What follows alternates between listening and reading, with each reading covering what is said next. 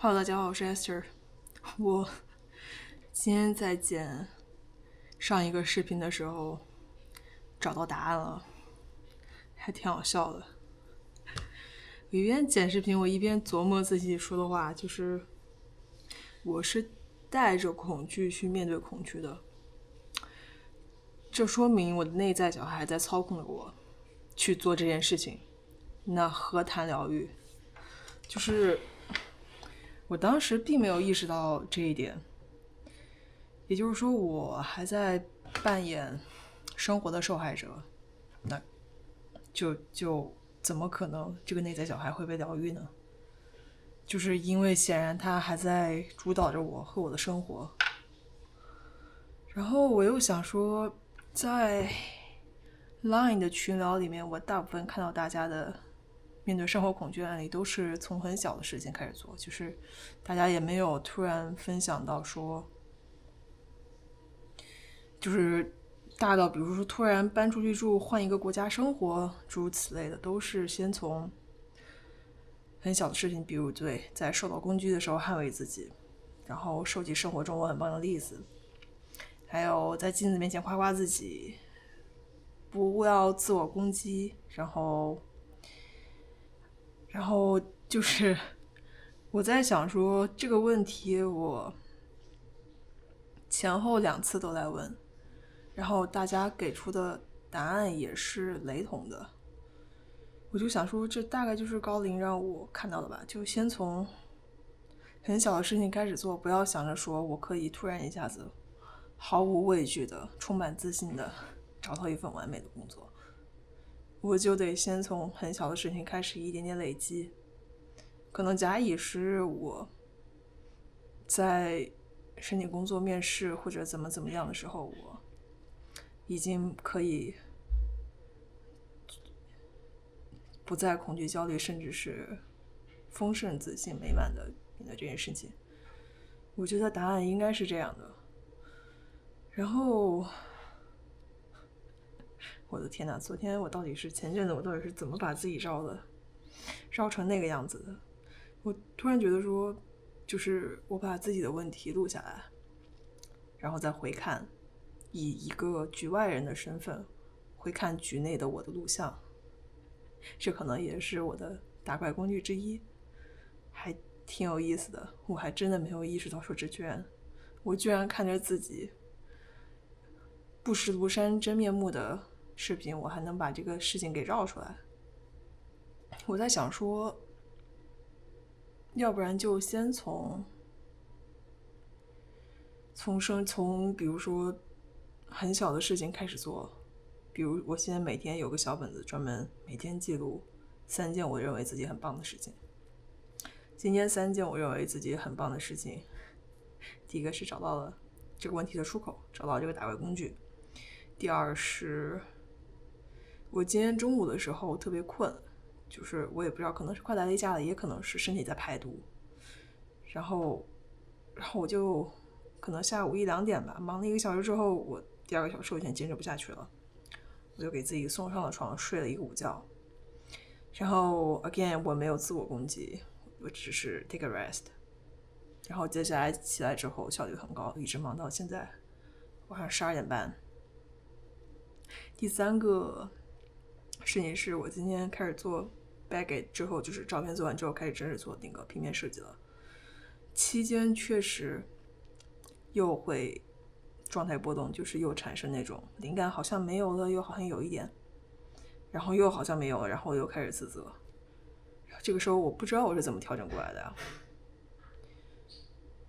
就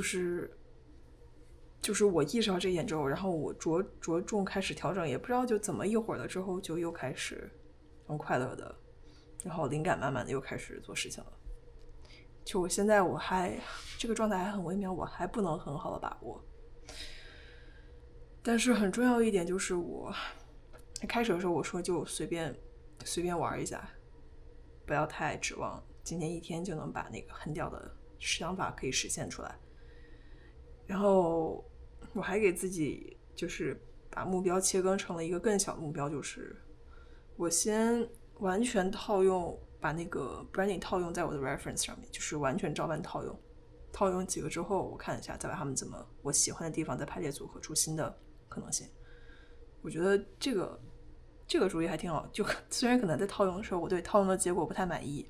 导致我开始自我攻击，我又觉得我不够好，我又感觉又没有创作灵感了，然后好像又看了会儿 Pinterest， 然后又找到了好的想法，然后我又嗨起来了。Anyway， 这是3件我今天觉得自己做的很好的事情。我其实还在想说我该如何规划用活成未来那个我，就是我如何扮演那个丰盛自信的自己来规划我现在的生活和目标。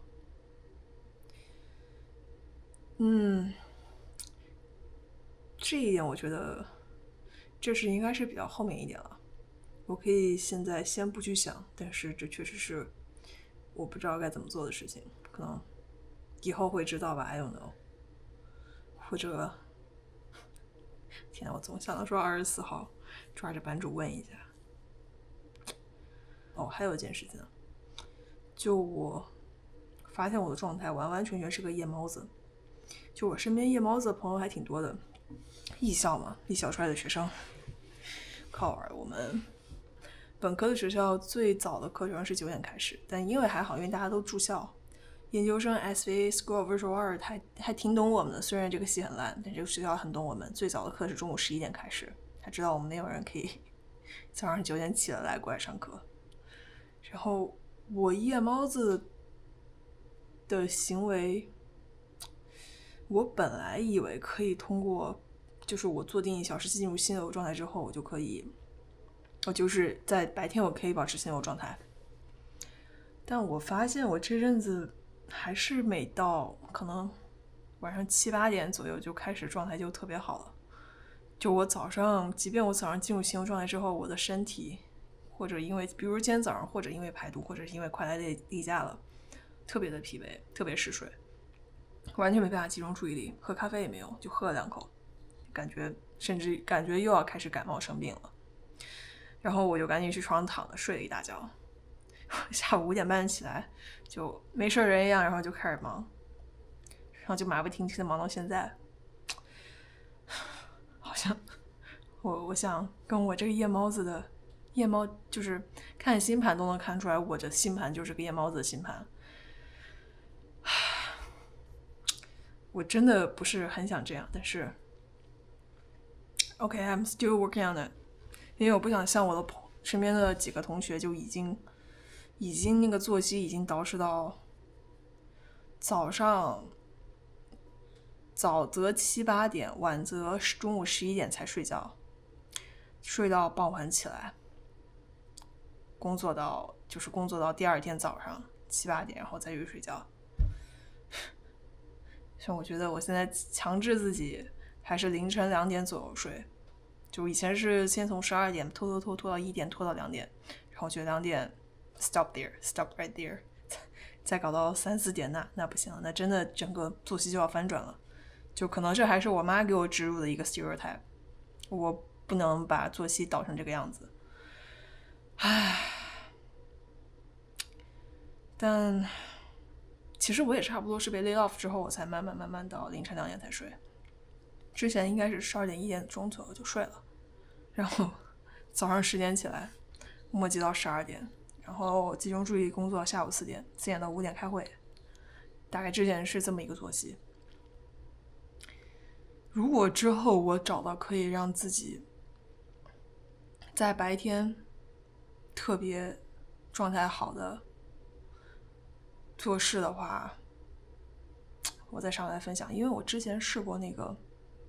就是他妈说什么早上5点起床，然后去跑个几公里，跑个步之后冲个冷水澡，坐下来工作多少个小时，那我真不行。他要是把时差再倒吧，比如说倒到，比如说他的早上5点是我的早上10点11点，然后出去跑个几公里回来，该怎么做没问题。我真的是纯5、6点的时候，这不是我